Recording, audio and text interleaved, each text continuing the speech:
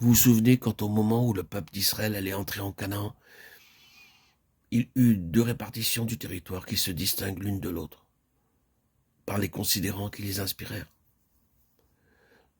Dans le Nouveau Testament, l'Épître aux Romains nous offre une image de la même réalité. Romains 7 nous montre la situation de deux tribus ennemies.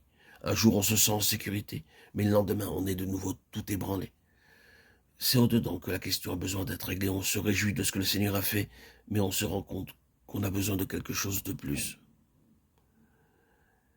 Et ce qu'il nous faut, c'est que tout ce qui a été fait pour nous, nous soit maintenant fait en nous.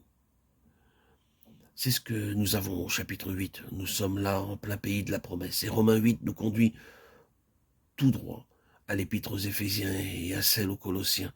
Ces lettres qui nous parlent de la plénitude de notre héritage en Christ, le cœur même de notre Canaan spirituel. Aussi, est-ce là que notre ministère va trouver son expression la plus complète. Pour entrer en possession de toute la plénitude de Christ, il faut que nous soyons de l'autre côté du Jourdain. C'est l'élément fondamental de ce ministère particulier. L'Épître aux Colossiens nous présente Christ dans sa plénitude et sa plénitude en nous. Christ en vous, l'espérance de la gloire. Tandis que les chapitres 3 et 4 de 2 Corinthiens démontrent que Christ est tout pour vous. Dans la première épître, Christ est loin d'être tout. Ce sont les hommes et les choses qui sont en évidence. Paul, Apollos, les dons spirituels et Paul se donnent beaucoup de peine pour amener les Corinthiens à Christ. Le travail, une fois accompli, la deuxième lettre nous montre Christ dans sa plénitude et comme résultat, le ministère de Christ en plein épanouissement. Cette révélation intérieure de Jésus-Christ marque un progrès considérable. C'est le principe de la croissance spirituelle qui est entré en jeu, de par l'initiative de Dieu. Voilà les Corinthiens parvenus à une maturité plus grande, et l'on ne peut pas ne pas remarquer la différence. La première lettre nous laissait tout en émoi à propos de ces gens, tandis que la seconde manifeste une profonde métamorphose.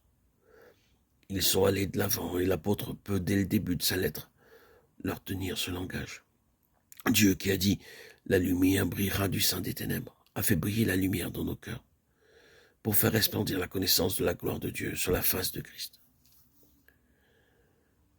Le ministère qui est selon Dieu est puissant, comme au temps de Jésus, pour mettre les ennemis en fuite et les disperser de toutes parts.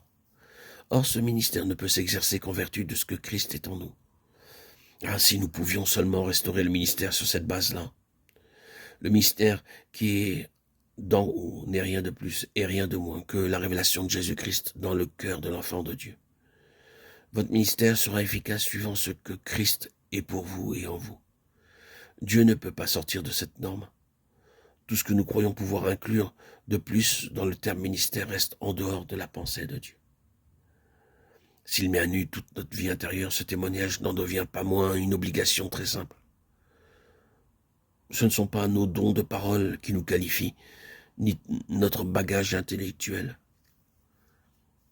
Nous bénissons Dieu pour toutes les ressources de cet ordre qu'il lui plaît de mettre à notre disposition et qui peuvent trouver un emploi utile.